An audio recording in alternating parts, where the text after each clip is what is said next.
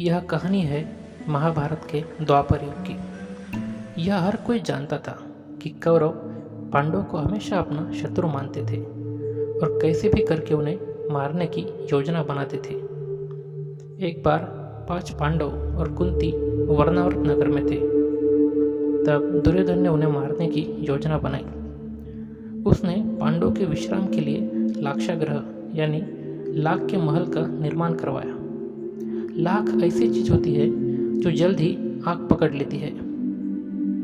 रात को जब सभी विश्राम कर रहे थे तभी महल में आग लगा दी गई। पांडवों को इस बात का पता था, इसलिए उन्होंने महल के अंदर सुरंग बना दी थी और वो सभी उस सुरंग के रास्ते सुरक्षित बाहर निकल गए। वहां से निकलकर वो सभी जंगल में पहुंचे और रात गुजारने के लिए एक जगह पर रुक गए।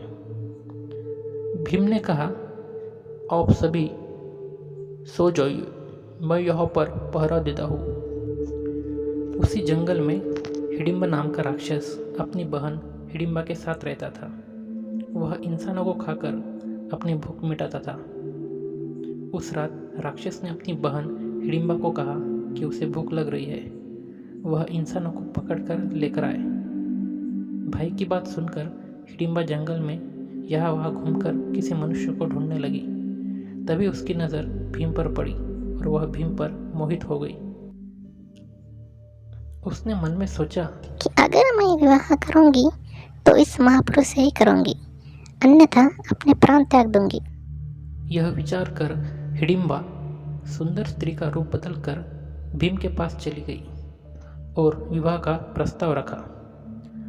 जब इस बात का पता उसके भाई राक्षस को चला तो वह अपनी बहन को मारने के लिए दौड़ा। यह देखकर भीम ने राक्षस को रोका और दोनों में जोरदार लड़ाई हुई, जिसमें राक्षस हिडिंब मारा गया।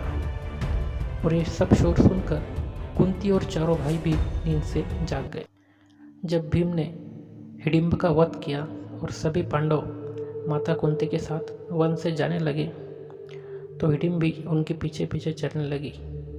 हिडिंबा को पीछे आता देख भीम ने उससे जाने के लिए कहा तथा उस पर क्रोधित भी हुए। तब युधिष्ठिर ने भीम को रोका। हिडिंबा ने कुंती व युधिष्ठिर से कहा कि मैं भीम को अपना पति मान चुकी हूँ। इस स्थिति में अब ये जहाँ भी रहेंगे मैं भी इनके साथ रहूंगी। हिडिंबा की बात सुनकर युधिष्ठिर ने भीम को समझाया कि हिडिंबा ने तुम्हें अपना पति माना है, इसलिए तुम भी इसके साथ पत्नी जैसा ही व्यवहार करो, यह धर्मानुकूल है। तब भीम ने युधिष्ठिर की बात मान ली और इस प्रकार भीम व हिडिंबा का गंधर्व विवाह हो गया। तब युधिष्ठिर ने कहा कि तुम प्रतिदिन सूर्यास्त के पूर्व पवित्र होकर भीम की सेवा में रह सकती हो। भीम दिन भर तुम्हारे साथ रहेंगे और शाम होते ही हमारे पास वापस आ जाएंगे।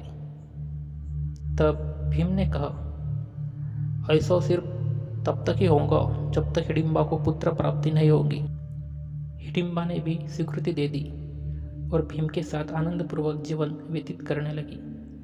1 वर्ष व्यतीत होने पर हिडिंबा को पुत्र प्राप्त हुआ। जन्म के समय उसके सर पर केश यानी कि उत्कच न होने के कारण उसका नाम घटोत्कच रखा गया। वह अत्यंत मायावी निकला और जन्म लेते ही बड़ा हो गया। तो दोस्तों, ये थी भीम हिडिंबा के विवाह की और घटोत्कच के जन्म की कहानी। धन्यवाद दोस्तों।